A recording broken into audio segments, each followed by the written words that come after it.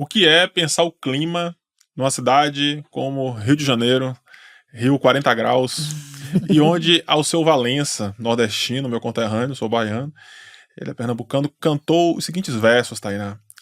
Eu te procuro, no Leblon Copacabana, vejo velas de umbanda, um buquê jogado ao mar. Um marinheiro, estrangeiro desumano, deixou seu amor chorando, querendo se afogar. No mar, ou no mar. Eu te procuro nos lençóis da minha cama, ai de ti, Copacabana, serás submersa ao mar.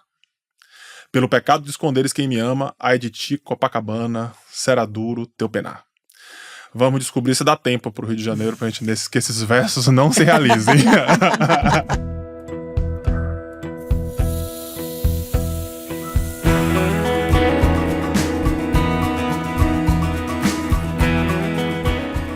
O podcast Dá Tempo tem o patrocínio da Fundação José Luiz Setúbal e Energy Hub. A gente vai conversar aqui com Tainá de Paula, secretária de Meio Ambiente da cidade do Rio de Janeiro. Bem-vinda. Obrigada demais pelo convite e pela troca aqui. E aqui comigo, mais uma vez, Carolina Miller, parceira de trabalho aqui, consultora na Âmbar Consultoria, na Futurability também. Isso. Muito bom estar aqui de novo, Pedro. E principalmente com a Tainá, né? Essa pessoa singular e necessária aí para o Rio de Janeiro. Muito obrigada, uma honra. Maravilha. Então, assim, antes da gente começar aqui nossa conversa efetivamente, eu quero agradecer aos nossos patrocinadores, à Fundação José Luiz Setúbal e ao Energy Hub, que também é aqui nosso parceiro aqui nesse podcast. E quero lembrar você de curtir o episódio, se inscrever no canal, fundamental, e ativar o sininho, que isso ajuda a gente a alcançar mais pessoas e levar esses conteúdos aqui que a gente está produzindo nesse podcast, tá? Então vamos lá. Tainá de Paula é arquiteta urbanista, ativista das lutas urbanas. Aqui é só um resumo, porque é impossível, né? Vereadora pelo PT no Rio de Janeiro, secretária de Meio Ambiente e Clima do Rio, atuou em diversos projetos de urbanização e habitação popular, realizando assistência técnica para movimentos como União de Moradia Popular e Movimento dos Trabalhadores Sem Teto. Gestora pública, especialista em patrimônio cultural e mestre em urbanismo. E também traga para nós outros aspectos aí do seu cinturão do Batman para você, para todas as missões que você enfrenta, tá bom? A coisa mais importante, eu sou mãe. Então, de quantos? Muito bom. Uma criança linda de 10 anos, a Aurora. Então eu que já foi candidata. Muito bom. Já foi candidata? Não, essa história é bárbara. Ela viu todo o meu movimento, né, de me candidatar, ela resolveu se candidatar, representando de tudo da escola. Que legal. Foi linda. É um orgulho da mãe, da família, de tudo. Que legal. Então, para a gente conhecer aqui um pouco mais você, Tainá, queria que você falasse um pouco aí da sua formação, dessa sua construção aí até chegar a tudo isso. Eu tenho uma trajetória muito singular, né? Talvez eu tenha uma trajetória muito próxima das maiorias brasileiras. Sou uma mulher de origem humilde, da periferia aqui do Rio de Janeiro, de uma comunidade pobre, na Praça Seca, não sei se todo mundo conhece. Um bairro, inclusive, das páginas policiais, né, infelizmente, e é uma realidade da Zona Oeste do Rio de Janeiro muito comum para pessoas como eu, mulher negra, mãe de uma criança com uma origem popular e que muito profundamente foi forjada para ser estatística dentro de uma realidade cruel da cidade do Rio de Janeiro, que não é uma cidade diferente de tantas outras periferias do sul global. E nesse caminho, nessa trajetória, eu desde muito jovem entendi que eu tinha alguns talentos, talvez o talento ao estudo ou a dedicação ao estudo maior do que outros amigos ou outros parceiros ali do loteamento, essa comunidade da onde eu vim, o talento da oratória, de como eu convenço, de como eu gosto de reunir pessoas a partir de determinadas pautas, e desde muito jovem eu fui escolhida ali pela minha comunidade para fazer discussões e lutas ao redor da água, ao redor da melhoria da nossa comunidade. E foi muito por isso que eu acabei entrando na pastoral de favelas, né? Eu tive uma origem ali da minha militância, do meu ativismo na pastoral de favelas. Que idade é isso, Tainá? Isso eu tô falando de 14 anos. E com 14 anos eu virei a menina da água. Eu já falei essa história em alguns momentos e gosto de fazer um recorte, porque a discussão ambiental vem muito desse lugar da necessidade. Eu entendi desde muito jovem que a luta por uma qualidade de vida, pelo bem viver e pela qualidade ambiental começa a partir do entendimento que você sabe, você descobre que alguns têm direito a uma determinada qualidade socioambiental e outros não. E foi muito por conta da pastoral que eu comecei a fazer discussão sobre moradia, sobre como uns moravam melhor e pior na cidade, de como é que era difícil deslocar, como é que era difícil ter acesso a um bom equipamento cultural e por aí vai. E decido ser arquiteta e urbanista desde muito jovem. Com 16, 17 anos eu estava muito decidida a seguir essa profissão.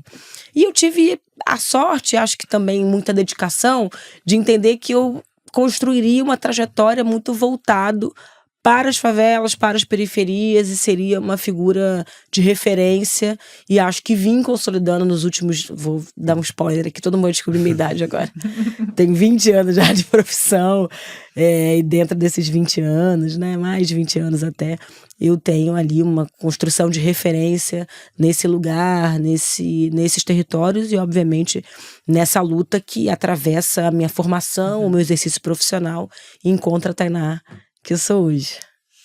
E aí o seu caminho até se tornar vereadora, que você falasse um pouquinho mais aí desse campo aí político, partidário. Isso engraçado, foi muito curioso, porque eu primeiro queria muito disputar, olha que coisa, que romantismo, o campo da arquitetura e urbanismo do Brasil. Eu venho muito do campo da reflexão da arquitetura para os mais pobres, do urbanismo social, da construção de uma cidade justa.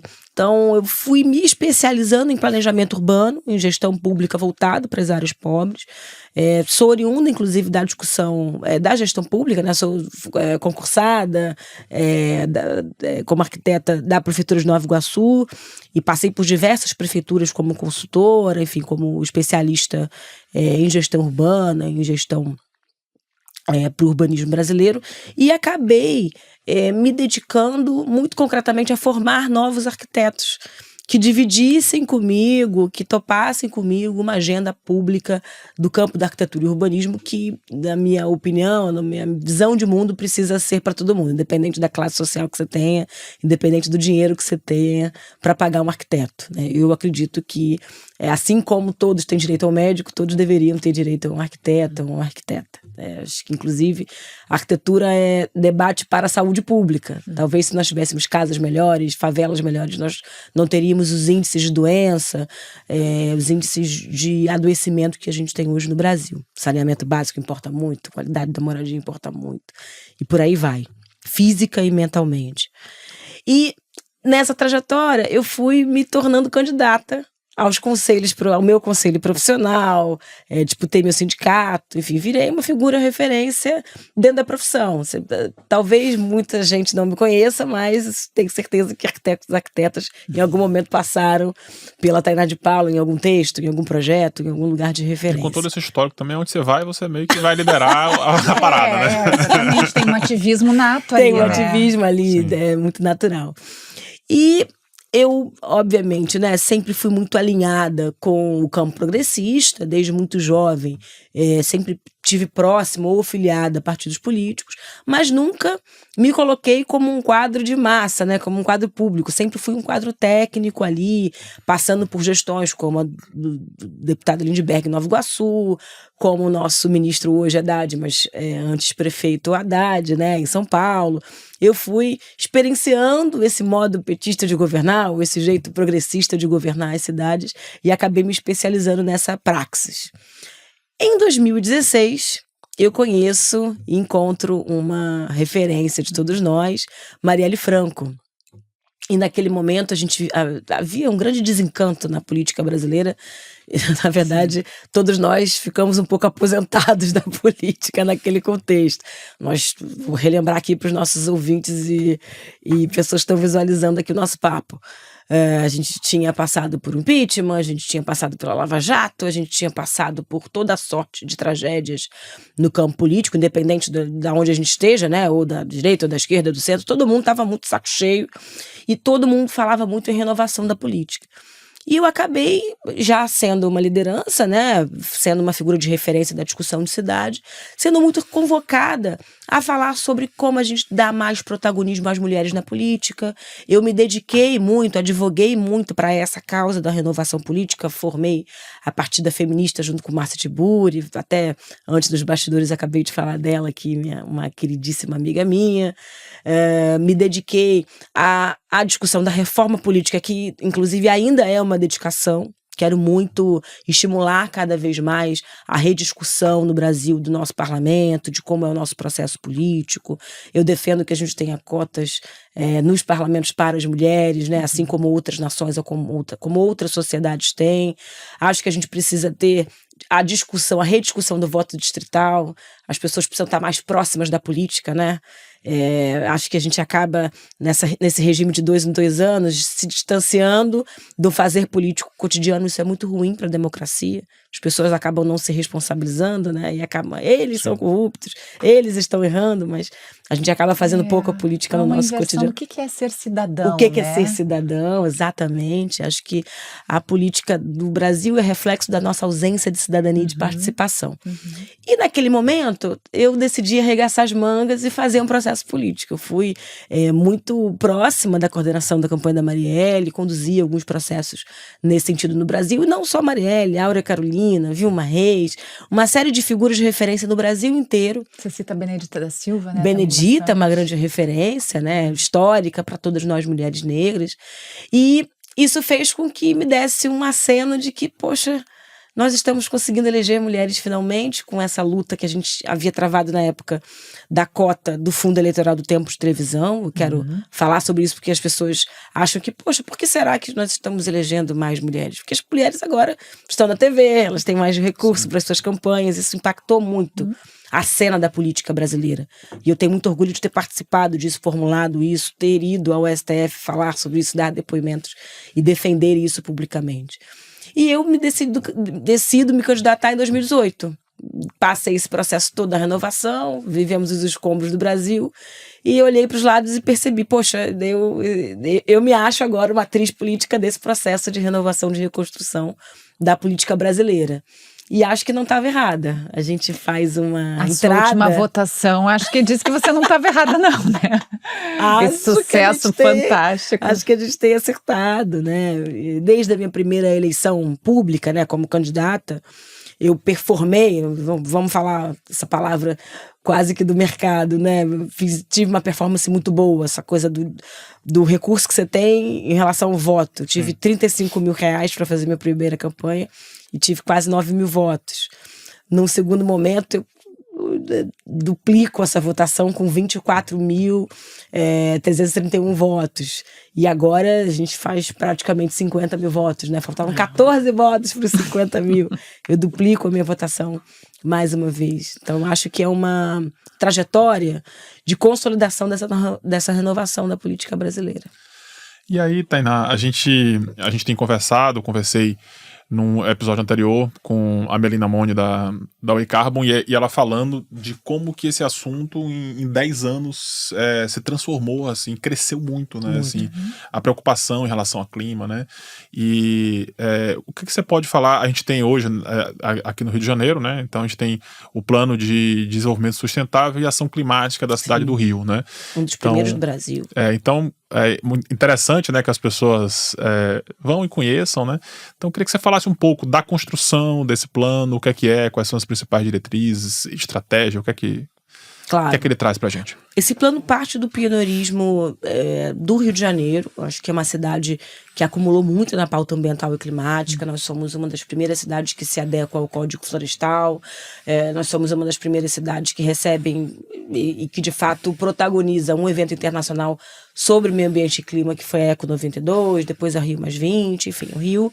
Ele vem construindo uma rota muito pulsante na discussão ambiental e climática, e eu acho que ele é muito coroada pela liderança de um sujeito chamado Eduardo Paes, que acompanhou muito bem os passos desse crescimento da pauta, mas soube entender que era muito importante posicionar o Rio de Janeiro nesse protagonismo internacional. E aí vou, claro, né, ao longo desse nosso papo aqui, falar de todas as ações que a gente fez e que vem fazendo, mas é importante a gente reafirmar que os nossos passos vêm de muito longe. Tem um acúmulo do ativismo ambiental e climático do Rio de Janeiro. Os principais quadros dessa discussão vêm daqui. Eu não quero passar por todos para não me fazer esquecer de nenhum, mas é incomum nós termos figuras como Gabeira, como Sirquis. Enfim, tem um caldo de construção na cidade para que essas lideranças acumulem a reflexão que a gente encontra hoje na cidade. E isso, claro, foi moldando e ensinando, letrando as gestões, em sua grande maioria, né? Não quero falar aqui muito de passado, quem fala de passado são os museus da vida, mas salvo, né, raríssimas exceções aqui de gestões mais qualificadas, o prefeito Eduardo e César Maia, o próprio Conde, enfim, figuras de referência na discussão urbana e ambiental, vem dando conta, dando densidade a essa consolidação. Por que eu digo que o Rio de Janeiro tem tudo para protagonizar a COP30 e tem tudo para chegar na COP30 com muita robustez e com muita propriedade? A gente tem um plano de desenvolvimento e ação climática que constitui metas concretas, claras, tanto para 2030 quanto para 2050. Acho que isso é um ativo importante da gente considerar. E diferente de outros municípios que talvez saibam, hoje eu acho difícil o município ser negacionista climático, que eu acho que talvez não fosse uma afirmação que eu fizesse há 5 anos atrás, né? Havia uma negação. Mas existe. Existe, né? Os companheiros não são muito... Mas há uma dificuldade pela questão do pragmatismo, né? Do efeito, né? Assim, o quão direto é o efeito, né? É difícil negar, né? Exatamente. É difícil negar. As cidades estão enfrentando. E a gente está passando hoje, né? Um momento de uma onda de calor extremo, né, em grande parte do Brasil. Como é que você nega uma sensação térmica de 50 graus, de 55 graus? Como é que você nega, muito provavelmente, eventos extremos que nós teremos em março, né? Que estamos próximos. Então, hoje... Talvez não fosse tão claro e talvez a gente romantizasse em alguma medida, né? A gente tem Rio 40 graus, nós temos canções, nós temos trovas, versos que romantizam, de certa forma, todo esse processo de mudança ambiental e climática. Hoje com uma, né? Mas eu acho que a gente avançou, sem dúvida alguma, em se tratando de Rio de Janeiro, do estado do Rio de Janeiro, usaria dizer, que apesar de a gente viver num caldo conservador, que às vezes nega determinados fatos, existe um avanço muito contundente na pauta climática sobre a aceitação do problema. E talvez isso seja o ponto mais importante na consolidação de uma agenda de médio e de longo prazo. Eu acho que isso a gente conseguiu alcançar. Mas ainda existe uma negação do ponto de vista da prioridade do orçamento e da prioridade das ações. Eu posso até saber que tem um problema, mas entrar de fato na agenda política estratégica da LOA e do PPA é diferente. E acho que o Rio de Janeiro sai mais uma vez na frente quando implementa, por exemplo, o orçamento climático aqui do Rio de Janeiro, a primeira cidade do Brasil que tem um orçamento climático claro para ações de mitigação e adaptação a adaptação, inclusive, das agendas das outras secretarias para além da infraestrutura, para além da Secretaria de Meio Ambiente, né? Como é que a Secretaria de Educação vai adaptar as suas unidades educacionais, como é que a Secretaria de Saúde vai fazer os seus protocolos para que as unidades de saúde estejam preparadas para as ondas de calor, inclusive crie critérios e identifique as doenças oriundas do calor extremo e, obviamente, dos eventos extremos. Como é que a gente vai fazendo arranjos para que num futuro próximo a gente compreenda que, olha, por ano nós vamos precisar gastar dos 46 bilhões ano que a cidade do Rio de Janeiro tem, 10 bilhões por ano para adaptar o Rio de Janeiro. A gente vai precisar gastar 15 bilhões para adaptar o Rio de Janeiro e por aí vai. Acho que esse é um dado importante.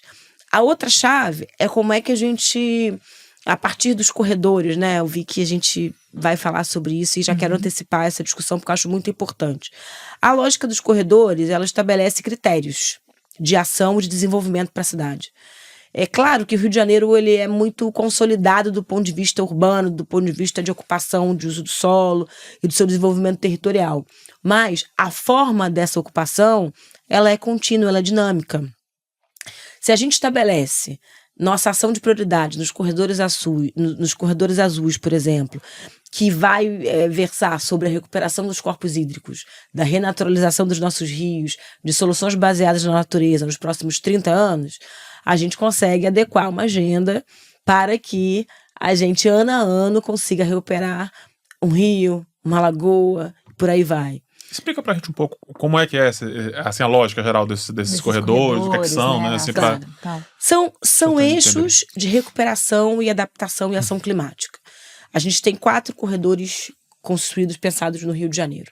Primeiro, o corredor verde, que talvez seja o que as pessoas mais compreendem, mais vivem no dia a dia e que talvez percebam de forma mais clara, que estão na chave da recuperação vegetal, da cobertura vegetal, do reflorestamento e da arborização. Uhum. A gente lançou ano passado o nosso plano de enfrentamento às ondas de calor, estimulando que a gente tenha mais corredores verdes na cidade. Ou seja, mais sombreamento, mais captura de gás carbônico, ou seja, dos gases de efeito estufa, mais qualidade do ar. Existe uma melhoria do ambiente climático, mas também da qualidade de vida. Você tem acesso a mais árvores, você tem acesso a uma temperatura mais amena, porque já é comprovado que a sombra diminui a sensação térmica significativamente. Você tem mais biodiversidade, dependendo, inclusive, dos tipos de árvore, das espécies que você planta. Enfim, você tem uma renaturalização. Eu sempre brinco e gosto muito de usar o Krenak quando ele fala em reflorestania, esse instrumento de tornar as cidades mais próximas das florestas, do que a gente entende como floresta, é muito importante. O corredor marrom é justamente no entendimento de que, olha, você precisa pensar os eixos de desenvolvimento na cidade a partir de onde você já tem capacidade de suporte de infraestrutura. Então, pensar o eixo da Avenida Brasil como um grande corredor marrom de desenvolvimento, de adensamento. Por que eu vou pensar em produzir apartamentos, novas moradias na Zona Oeste Profunda do Rio de Janeiro? Por que eu vou pensar em construir prédios, condomínios nas Vargens, ou em Oaíba, ou em áreas que são da periferia da cidade que poderiam hoje ser celeiros alimentares, que poderiam ser bosques urbanos, e não a gente aumentar a infraestrutura, aumentar o custo, inclusive de investimento em infraestrutura para manter esses bairros numa qualidade de vida do mesmo patamar de Ipanema, Leblon, de bairros que têm uma grande qualidade ambiental e climática. Os corredores azuis, que eu já falei aqui, que tanto pegam a recomposição, a renaturalização e a melhoria dos nossos corpos hídricos, mas essa relação com o rio. A gente tem uma relação hoje com os nossos rios, com as nossas lagoas, e muitos bairros muito, muito ruim. Inclusive, a gente virou as costas ou até mesmo soterrou os nossos rios ao longo do século XIX e XX. A relação que a gente tem com o rio, literalmente do Rio de Janeiro, é de esconder, é de tratar como vala comum, é de tratar como um sujeito ambiental menor, de menor importância. E em diversas cidades do mundo, o rio pode servir como reencontro com a água, com reencontro com as áreas de lazer, com reencontro com uma qualidade de vida. E é uma dimensão que nós abrimos mão na cidade do Rio de Janeiro. Há 100 anos atrás, há 150 anos atrás, as pessoas iam para a beira do Rio Jacaré pescar, tomar banho. E elas eram pobres, elas eram de origem humilde, mas elas tinham uma relação com o rio que representava uma extrema qualidade de vida, acesso à proteína, acesso a uma qualidade de vida ambiental e alimentar, que hoje elas não têm, morando no mesmo lugar. As pessoas continuam pobres, mas elas empobreceram na forma como elas vivem, como elas têm direito a viver. Isso talvez tenha sido um dos elementos mais cruéis de uma cidade com tanto potencial ambiental como o Rio de Janeiro. O corredor laranja é justamente a minha praia. Porque versa sobre a melhoria ambiental das favelas e periferias das áreas onde os mais pobres estão. Eu falei aqui do Rio Jacaré, mas eu poderia falar, por exemplo, do Rio Maracanã. Quem é tijucano, quem mora perto dessa região, vai saber que eu não estou mentindo. Em determinadas áreas ali, próximas ao Borel, próximas à Muda e à usina, vocês podem perceber escadarias em pedra que foram esculpidas há 100 anos atrás, há 80 anos atrás. Ou seja, as pessoas desciam para o rio para acessar aquela água, para ter uma relação que hoje elas não têm, porque o rio Maracanã, em diversos trechos, é um valão. É visto como uma vala comum no meio do Rio de Janeiro. E aí eu posso dar centenas de exemplos aqui de corpos hídricos, de rios que foram super importantes até do ponto de vista econômico. Pensar o Rio Pavuna, que foi um grande porto ali de relação do Rio de Janeiro com a Baixada Fluminense, um grande entreposto, que servia de porto mesmo. As pessoas faziam transporte aquaviário. Hoje você vai para o Norte Global e as pessoas discutem sistemas aquaviários super modernos. E, gente, a gente fazia o transporte aquaviário de Nova Iguaçu para Pavuna e a gente não faz mais. Então, eu acho que recuperar a cidade a partir desses 4 eixos é algo muito potente, muito necessário para a gente desenvolver não só a área ambiental, tá? Mas a área econômica também. Sim. Eu queria fazer um corte nisso que você está falando. É uma delícia te ouvir, né? Porque você vai trazendo uma riqueza de informações aí em várias questões. Eu acho que essa questão de ter ficado de costas para os rios é uma cultura bastante brasileira, né? Ela não é só um advento do Rio de Janeiro, né? A gente viaja muito e percebe isso em diversas outras cidades, capitais, interior, né? De esse deixar os rios morrerem, assim, e tudo mais. E você também cita muito, né, o prefeito Eduardo Paes, e tem que ter muita coragem, muita reverência também para encarar esses assuntos, né? Claro. Porque você disse, trazer o orçamento para essa pauta, né? Aí é coisa séria, né? Você trazer o orçamento para esse assunto é um reconhecimento de que, de fato, ele valoriza essa pauta e entende que ela é transversal, né? Claro. A gente vai falar de economia, vai falar de empregos, vai falar de um monte de questões. Ainda que ele possa, né? A semana passada virou meme a questão do aviso, né? Que havia uma grande chuva, mas ele prefere correr o risco, né? De ser esse cara Vira o meme, mas eu sou Vira o meme, sério, mas tá? Eu tô preservando a vida de vocês. E acho que falar de clima é falar disso também, né? Dos governos poderem se dar o direito de vou errar, mas vou correr o risco de fazer o que eu tenho que fazer no meu papel, né? Como gestor público. E aí eu queria te trazer um pouco do assunto do Net Zero também, né? Sim, o Rio de Janeiro é uma das cidades que fazem parte desse programa, né? De descarbonização até 2030. Sim. Mas conta pra gente o que é isso, né? Assim, eu garanto que a maioria das pessoas, né? O que é carbono zero? Em todos os setores produtivos, eu fico comprando algumas brigas. Tenho briga com as empresas do plástico de uso único. Tenho as brigas por conta do protocolo de enfrentamento à onda de calor. O setor de eventos não é muito meu amigo, porque agora tem protocolos pra gente interromper os eventos caso a gente tenha um calor extremo. Sim, porque a gente já teve morte. A gente já teve morte. E, inclusive, a Taylor Swift foi justamente a virada de chave e a gente tomou essa decisão. E eu acho que o Rio de Janeiro está respondendo bem. Né? Acompanha os estágios e o próprio setor. Eu estou brincando aqui com o setor de eventos, mas eu sei que o setor de eventos está me acompanhando, sabe bem que é importante para a cidade, para a gente evitar, inclusive, essa imagem de cidade negligente que não é bom para setor nenhum. E o setor econômico, né? Os setores econômicos que talvez tenham uma relação de amor e ódio comigo, é justamente os setores que mais poluem. E aí a gente está falando do setor da indústria.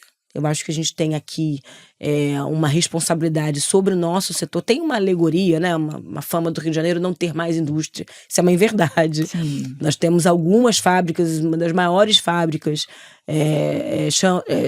plantas industriais do sudeste brasileiro ainda estão aqui no Rio. A gente tem a zona industrial da Zona Oeste, fazendo uma contribuição aos gases de efeito estufa que a gente precisa refletir. O Rio de Janeiro é emissor, né?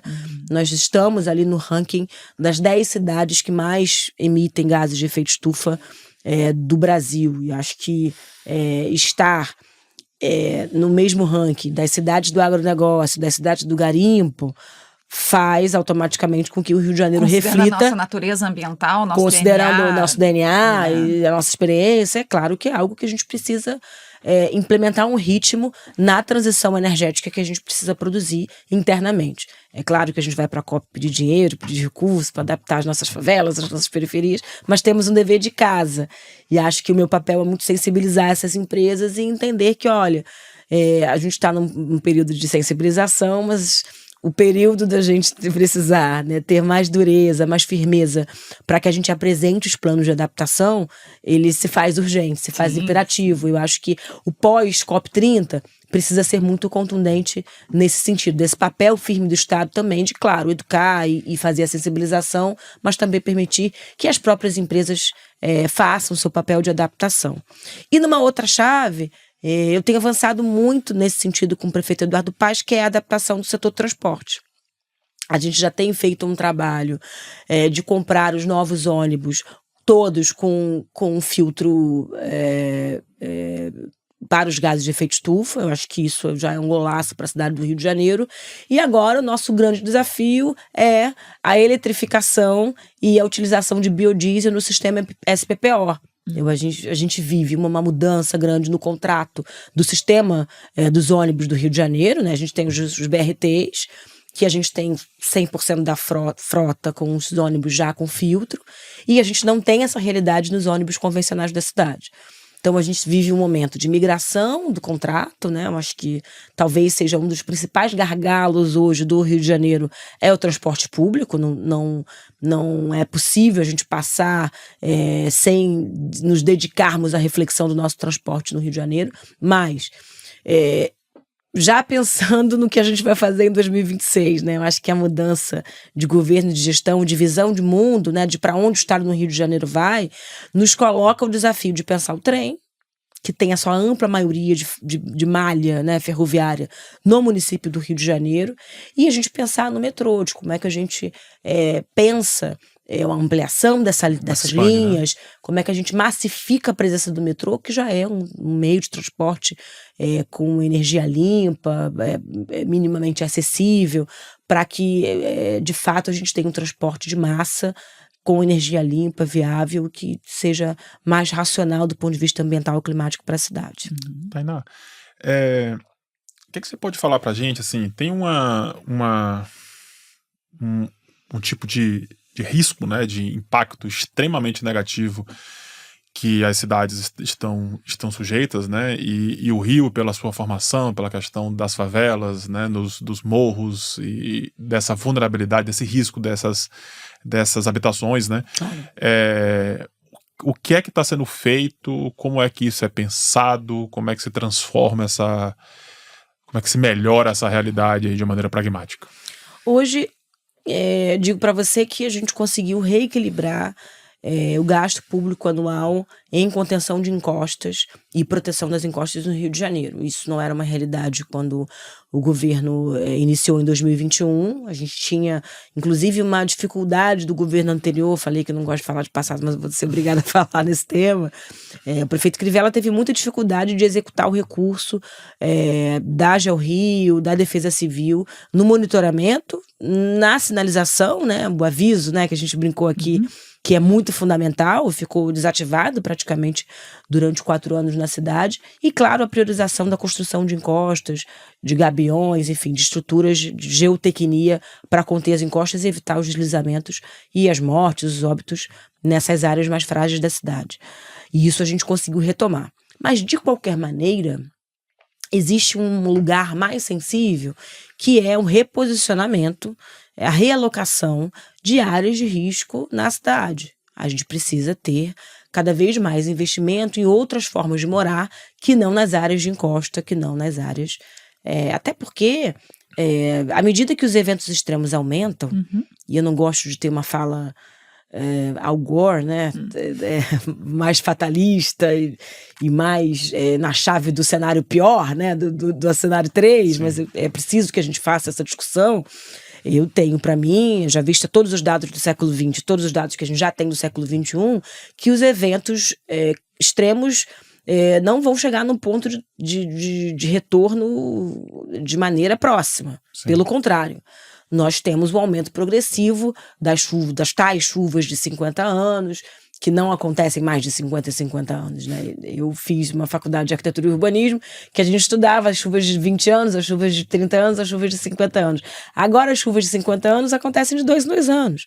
O volume pluviométrico e a rapidez com que as casas, os territórios alagam, ela é numa escala que acontece num período cada vez mais curto. E isso é uma métrica que vem se repetindo.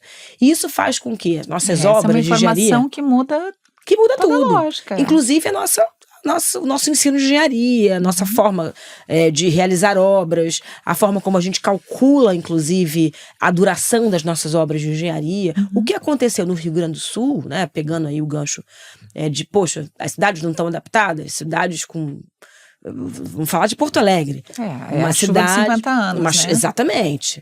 E aí a gente vai pegar uma cidade que tinha já uma superestrutura de contenção de grandes volumes de água, que tinha barreiras, que tinha poções e que não deu conta deste volume daquele evento extremo que a gente viu, né? Acho que a cena que viralizou do cavalo em cima do telhado, enfim, aquilo é muito simbólico de que mesmo cidades que já passaram por grandes intervenções e que têm um PIB maior, né, que tem mais recurso para lidar com o evento extremo, ela não está livre do que pode acontecer num evento extremo que a gente não é possível de ser calculado com antecipação. Não se tem dados, Não né? se tem dados ainda, para onde nós estamos indo.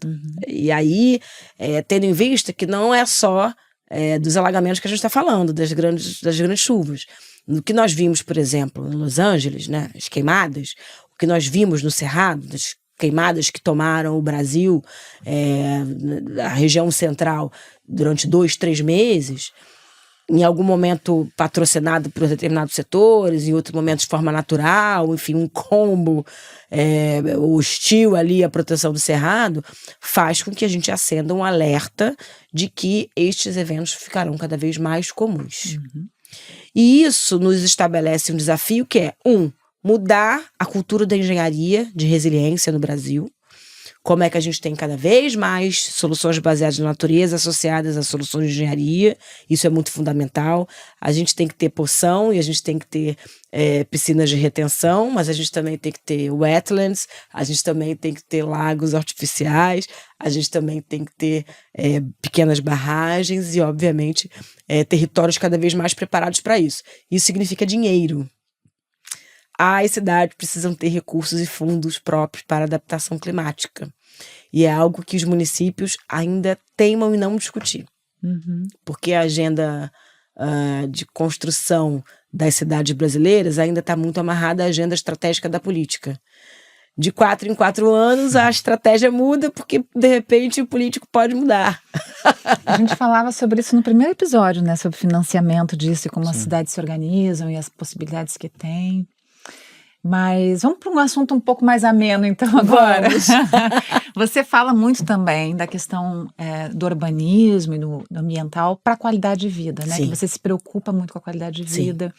Outro dia a gente falava, inclusive, de como ocupar espaços que estão degradados de forma rápida, seja com hortas urbanas, seja, né, que tem que ocupar esse espaço. E quando a gente fala de hortas urbanas, a gente está falando de uma série de questões, né? De melhor alimentação, de esse resgate que você falou, né? Que antes as famílias pescavam, as famílias tinham acesso a uma alimentação mais adequada, né? Claro. Então, conta um pouquinho pra gente sobre essa sua visão e como a cidade do Rio também está olhando para isso, para esses espaços. Mais uma vez, eu quero falar que o Rio de Janeiro, ele é pioneiro em iniciativas que eu acho que impactam muito significativamente a vida das pessoas. Tem um programa que para mim é muito caro, e eu quero falar um pouco de como é que a gente vem investindo e vem construindo novas camadas dentro dele, que é o Hortas Cariocas. O Hortas Cariocas é a organização de diversas hortas comunitárias, ou que já existiam, ou que foram sendo pedidas ao longo do tempo pelos moradores de localidades pobres aqui do Rio, e que a gente viu um ativo muito importante, que, claro, é a pedagogia ambiental, de como é que as pessoas têm acesso ao alimento vivo, que é algo às vezes até incomum para várias pessoas que não têm acesso a uma determinada renda. Tem um dado da Fiocruz que eu acho muito significativo do que a gente vive, né? Desse nutricídio completo que a gente está imerso e mergulhado. E aquele conceito dos desertos, né? Dos desertos alimentares. Um jovem negro hoje, numa favela como Manguinhos, 70% desses jovens que são moradores de Manguinhos morrem sem comer uma hortaliça, sem ter acesso a couve, sem ter acesso a taioba, sem comer espinafre. Isso é um extrato da nossa péssima pedagogia alimentar. Sim. Não necessariamente é só sobre renda, mas também é muito, fundamentalmente, sobre renda. A cesta básica que a gente consolidou, e eu até agradeço a iniciativa do novo governo de pensar uma nova cesta básica do brasileiro, que insira laticínios, que insira alimentos para além do arroz, feijão e fubá, mas há uma cultura do pobre simplesmente ter sensação de segurança alimentar, mas não necessariamente ter acesso à segurança alimentar, com uma carga nutricional que permita uma carga psicoemocional satisfatória, que tenha qualidade emocional a partir dos alimentos, a partir dos elementos que consome. Existe aí uma dimensão que impacta diretamente a qualidade de vida e a sociabilidade. Uma pessoa em segurança alimentar, ela é mais suscetível a ter problemas do ponto de vista do seu adoecimento mental do que outras pessoas. Sim.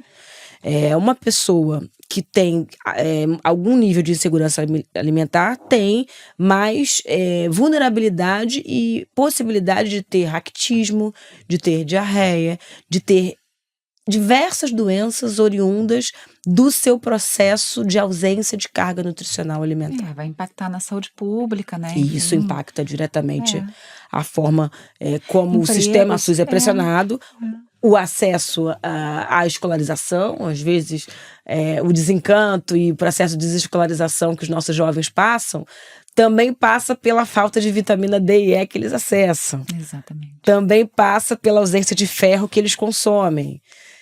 O sono, né, o sono prolongado dos nossos jovens de periferia de favela passa pela péssima carga nutricional que eles acessam. Os acessos de raiva, a raiva social e a radicalidade que os territórios podem passar também passa pela dificuldade de acessar alguns elementos muito importantes para a gente ter paciência, processos cognitivos de reflexão, tempo para refletir, enfim, eu acho que tem uma dimensão do bem viver e da qualidade de vida que passa pelo acesso ao alimento que você tem. E acho que você ter acesso a uma bolsa, uma caixa alimentar que complemente esse alimento com alimentos vivos, com alimentos orgânicos, com qualidade de sem agrotóxico, com qualidade do plantar, acho que é muito importante. Por isso acho que o Hortas é um dos programas mais transformadores que se tem. Maravilhoso, eu já participei de alguns, estive perto, e é isso, essa compreensão que em pequenos espaços você pode construir, produzir um mundo, né? Um mundo de alimentos e mudar a qualidade de vida ali, né? Tem escolas que trabalham muito bem nisso, com os hortas escolares, as hortas escolares, né? É um superativo. E agora a gente tem uma nova etapa desse programa, que é a plataforma Alimenta Rio. A gente vem inserindo, para além, claro, da Bolsa Auxílio que os hortelões recebem, cozinhas sustentáveis nesses territórios, para que as pessoas produzam os alimentos, mas também possam beneficiar esse alimento. E aí por quê? Tem valor agregado nesse alimento beneficiado. Uma coisa é você vender uma jaca a R$5 na feira perto da sua casa. Outra coisa é você vender uma compota de jaca na feira agroecológica, num bairro da Zona Sul, da Zona Norte do Rio de Janeiro. Eu acho que muda, inclusive, a forma como a pessoa vai se relacionar com o mercado de trabalho, a forma como ela pode investir no seu próprio negócio, a forma como ela é vista no seu próprio território. Enfim, tem uma dimensão que é só o alimento, o acesso a uma qualidade alimentar, mas tem uma dimensão que espaços verdes produtivos podem ser transformadores, elementos de transformação social. E acho que isso é vai muito falar potente. de geração de renda, né? Exato. Eu vejo que tem uma oportunidade também, Tainá, eu queria que você falasse assim, de também eu vi você falando assim sobre esse assunto das hortas, né, e de como isso é transversal em relação à qualidade de vida, né, que há uma oportunidade também, né, de a gente entender dentro dessa agenda climática, né, de ressignificar uma visão com a natureza, ressignificar a nossa relação com a vida, né, e que talvez através disso encontrar até novas narrativas, né, novas formas de falar de clima, né? Como é que você vê isso assim, do ponto de vista como gestora pública, como quem está lidando com esses assuntos que demandam mudança de comportamento de maneira sistêmica, né? Lógico. Eu tenho sido muito estratégica quando a chave é educação ambiental. E, normalmente, quando a gente fala na chave ambiental, a gente está falando de mudança de comportamento. Mudar comportamento é muito difícil. As pessoas se sentem impressionadas, as pessoas se sentem policiadas, as pessoas não querem mudar hábitos que já estão muito massificados, né, no seu cotidiano. E a gente investiu em 2 chaves que eu acho que são determinantes para a gente estabelecer novos comportamentos. A juventude, e a gente criou o Jovem Negociador pelo Clima, que é esse nome que dialoga com a Rota Internacional Climática, né? As grandes cidades têm negociadores que discutem, dialogam no âmbito global sobre ações climáticas globais, mas esse jovem negociador, ele vai à COP, ele vai à Climate Week de Nova York, mas também ele é um negociador local. Ele negocia quais são as ações de resiliência que ele vai tocar, ele negocia com os poderes, os oficiais e às vezes não tão oficiais assim, sobre a necessidade de um ecoponto, sobre a necessidade de a gente não ter um lixão clandestino dentro da comunidade. Esse jovem, ele é o nosso ponto de referência, ele é o nosso Eduardo Paes nos territórios de favela e periferia. Ele é um grande negociador da ação climática e ambiental que a gente precisa. E viram lideranças naturalmente nos seus territórios. Antes eles não eram vistos, mas essa educação que eles recebem, a formação que eles recebem, cria uma lógica de exercício de poder, de troca de ensinamento, de troca de saberes, de acesso, que é muito potente no território que eles vivem. Esse projeto está desde quando? Esse projeto já roda no Rio desde 2023, assim que eu assumi a secretaria. A gente vê assim, assim, tem sido muito comum, né? Assim, a gente vê bastante essa questão das lideranças climáticas nas comunidades, né? Exato. Então a gente percebe como que esse assunto, a gente esteve falando aqui em outros episódios sobre isso também, de que parece que assim, realmente uma chave virou em relação ao assunto clima por conta disso que a gente já falou. Dessa juventude. E do impacto também, claro. né? Assim, porque quando a gente pensa hoje num calor, você imagina, né? Como está no alemão agora. Então, assim, parece que é como, metaforicamente, assim, é uma chama que, assim, é uma palha já ali que basta aquela chama que esse assunto já eclode, já acende, já eclode.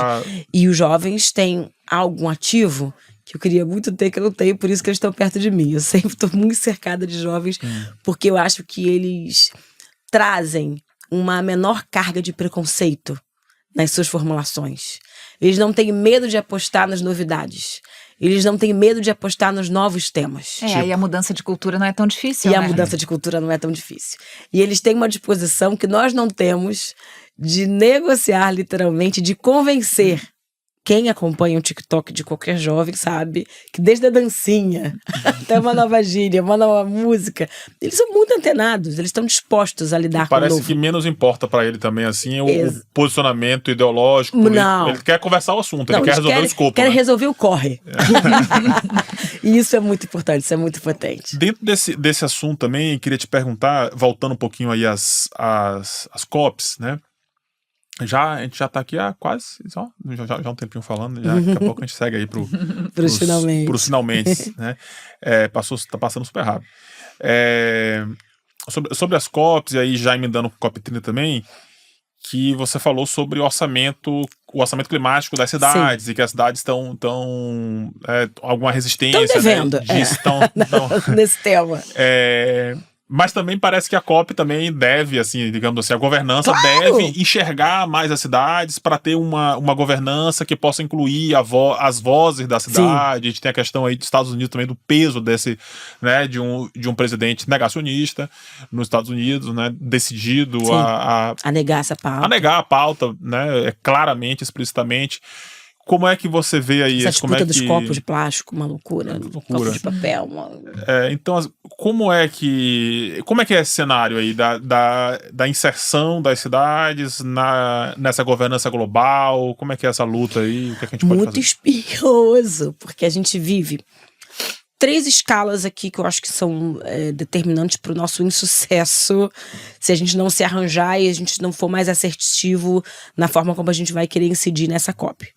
Primeiro, a crise global. Existe um problema posto, que são as guerras colocadas, as civis e as pré-determinadas pelas nações, que hoje são...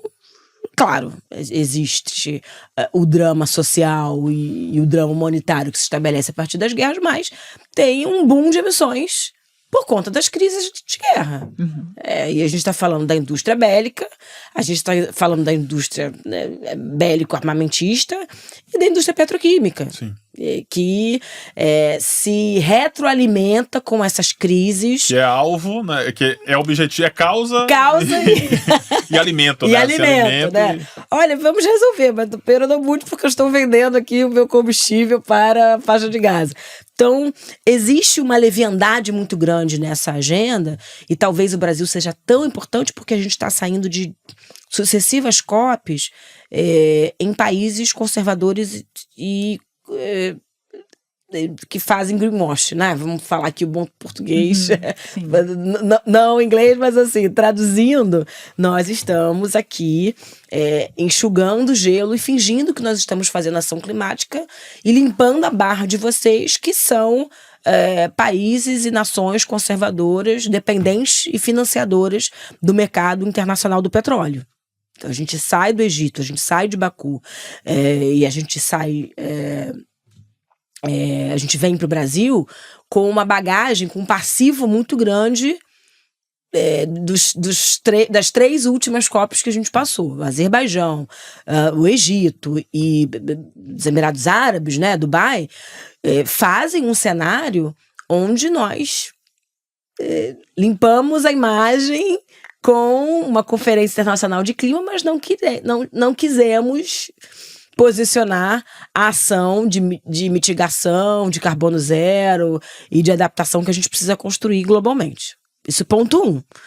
O Brasil automaticamente chama para si uma responsabilidade porque é o primeiro país, vamos botar aqui em tese, pelo menos, constitucionalmente democrático, livre, determinado e pactuado com uma agenda, com um presidente pactuado com essa agenda climática. Então, o Brasil não pode fingir que a gente está há 3 anos sem falar nada sobre financiamento do Sul Global e que nós somos automaticamente alvo da responsabilidade de falar sobre as cidades do Sul Global. Então, isso é uma coisa. O presidente Lula tem que ser altivo, o governo federal tem que ser altivo e criticar, obviamente, uma postura que nos leve a negligenciar pactos mais profundos, mais assertivos sobre a retirada dos nossos acordos ao redor do petróleo e, obviamente, a negação do financiamento para as cidades do Sul Global, principalmente das cidades impactadas pela mudança do clima. Nós não podemos pagar a conta e nós não podemos ficar calados diante do que vai acontecer com as ilhas do Pacífico se nada for feito daqui a 20 anos.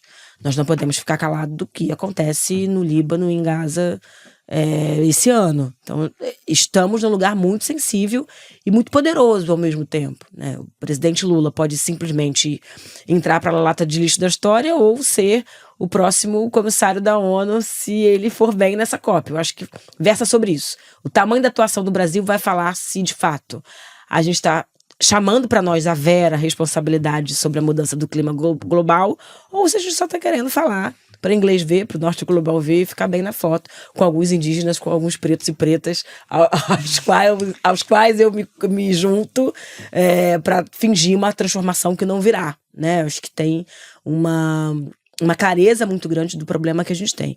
Na outra chave, o que vem para o Brasil? falei sobre o que está posto globalmente, mas o que está posto localmente. Nós estamos numa discussão grande sobre a perfuração da foz do Rio Amazonas. Obrigado por você trazer, que eu não preciso perguntar. Obrigado. Estava aqui esperando o momento para perguntar isso aí. Você gosta desse assunto, né? A vereadora é terrível. E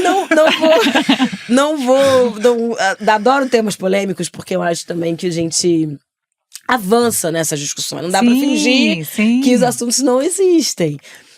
Eu topo a perfuração se houver um acordo real sobre a transição ecológica que essa perfuração vai financiar.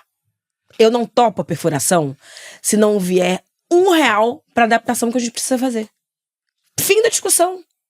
Não dá para perfurar se nós não pagarmos a conta que vai cair em cima da floresta. Não dá para fazer um discurso de floresta em pé com perfuração da foz.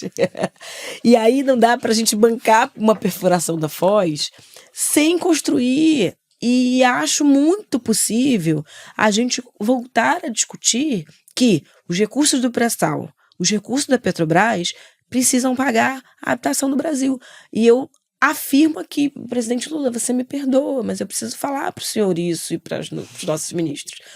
O Brasil, na minha opinião, é autossuficiente na adaptação urbana que ele precisa fazer. Nós somos uma nação desenvolvida. Olha o nosso PIB. Olha o que a nossa Bolsa de São Paulo arrecada. Nós temos capacidade de zerar o nosso crédito gerado aqui de carbono. E eu acho que falta o quê? Falta altivez política para a gente liderar este processo. Porque é diferente do presidente Lula pedir dinheiro, pedir recurso, pedir que o Norte Global financie o Sul Global, que eu acho que independe, tá? Uma coisa não depende da outra. O Norte Global precisa financiar a adaptação das cidades do Sul Global, independente do tamanho do PIB das cidades do Sul Global, porque eles são as maiores emissoras. Nós não estamos emitindo sozinhos os gases de efeito estufa que geraram o Rio Grande do Sul, que geram os eventos extremos aqui do Rio de Janeiro. Nós não podemos pagar essa conta sozinhos. Mas a gente não pagar conta nenhuma com o volume de recurso que a nossa extração de petróleo gera. E 2, nós vamos perfurar sem dizer que nós vamos parar de perfurar e que nós vamos migrar a nossa matriz energética para outra coisa. É muito ruim. Hoje saiu não sei se você deve ter visto uma fala do... Tá aqui, ó. O presidente da COP30, André Corrêa do Lago, afirmou que não vê contradição entre o discurso ambiental do governo brasileiro e o projeto de exploração na foz da Amazônia. O presidente Lula tinha falado que era uma contradição, né? A exploração nesse contexto do Brasil querer ser um líder, né? Nessa transição. Eu vejo bastante sentido no que você fala, porque assim, a gente aqui está procurando fazer buscar trazer conhecimento, né, e especialistas e pessoas que estão lidando com o assunto para falar desse assunto de uma maneira pragmática, de uma maneira séria, né, que o petróleo polui, isso não há dúvida, né. Agora a gente e que a gente precisa do petróleo também não. Ainda, né? Ainda precisa. Agora precisa para quê? Em que medida e até quando? E até quando, né? Então isso realmente, assim, para mim faz muito sentido. Isso me angustia. Isso faz muito sentido. Eu tenho conversado, eu tenho feito essa pergunta, eu perguntei isso pro Sérgio Margulis também, e ele entende que nós teríamos a condição de não explorar esse petróleo. Muitos especialistas, pessoas que atuam, que entendem de política energética, né, que entendem que é necessário, que é uma realidade, que dificilmente, recentemente saiu uma nota uma fala, né, da Marina Silva, né, falando que não cabe ao IBAMA, né, decidir, e está correto, não é o IBAMA que vai decidir essa política, né. Eles vão trazer a questão técnica de como licencia, se vai atender as necessidades ou não, né. Mas a gente está discutindo é uma outra coisa. Então, é uma agenda econômica. Então, assim, realmente eu fico também querendo saber que atitude é essa que, digamos assim, qual é essa abstenção? Ou seja, o que é que o Brasil vai abrir mão para poder ser líder, né? Porque na postura atual falta algo, né? Para se apresentar ao mundo e ser líder, realmente, né? Sim. Eu adoraria que o presidente Lula chegasse do alto da sua maturidade até a COP30 e acho que o governo está decidido a perfurar, não quero fugir dessa discussão, acho que o governo vai perfurar e acho que deve perfurar. Eu sou apaixonada pelo Sérgio, mas não é uma dimensão sobre a nossa independência energética ou não, é sobre o poder e a riqueza que nós vamos acumular a partir dessa perfuração.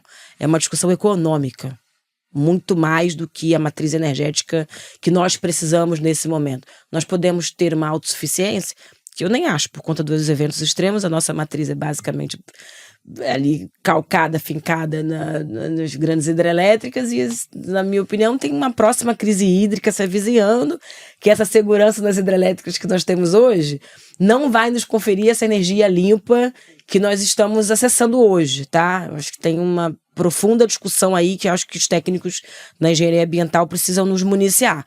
Vai ter, nos próximos 5, 10 anos, áreas cinzas de alimentação, de acesso à energia limpa, principalmente via recurso hídrico, que a gente precisa entender.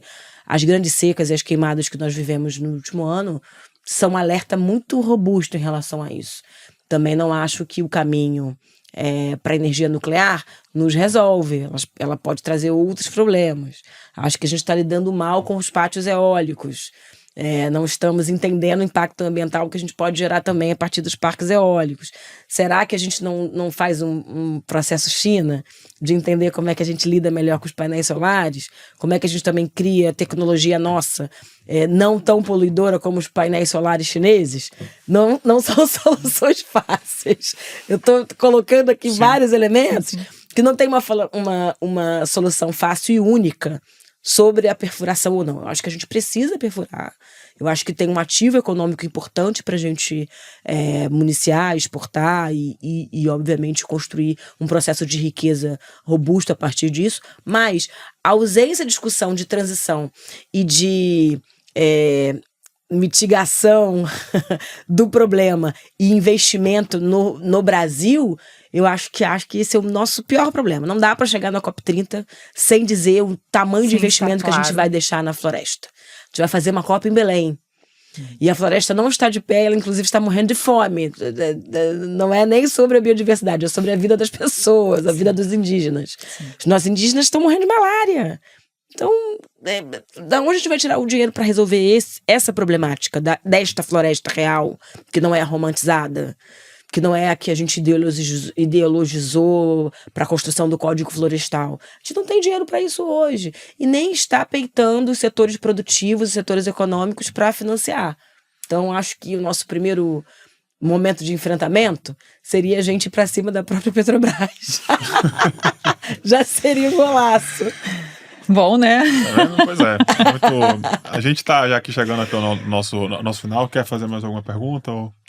Não. A gente até queria conversar um pouco sobre governança, né? Da comunidade na governança, mas você até já trouxe a questão dos jovens aí nesse processo, né? Você é uma vereadora do PT, o PT entende a comunidade, eu não sei, tem alguma coisa, Pedro, que você acha que era mais... Porque tem uma pergunta, né, como que o cidadão acompanha também, pode acompanhar esses processos, esses planejamentos, estar mais atento, tem canais específicos? E qual é a importância, né, dessa democratização, né, dessa política nesse sentido? Sim, né? A gente criou 3 processos de participação mais ativa sobre a agenda climática e ambiental do Rio.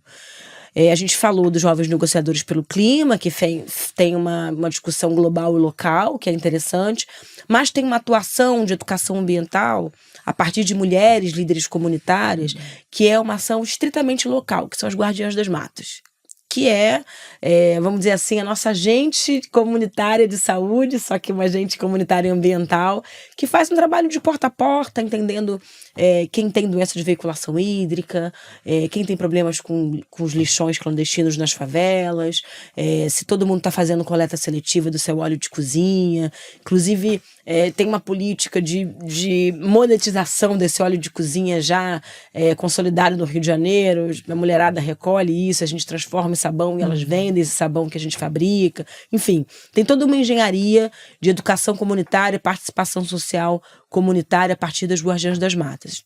Todas as favelas do Rio hoje têm uma atuação maior ou menor grau dessa atuação dessa agente comunitária. Uma outra chave que dialoga tanto com a sociedade civil como associações de moradores e tal. São 2 fóruns, para além, claro, do Conselho de Meio Ambiente, que acaba inserindo, dialogando, um ambientalista, um ativista ambiental já velho de guerra, né? Que já tem ali todas as relações, muito acúmulo sobre as questões ambientais da cidade.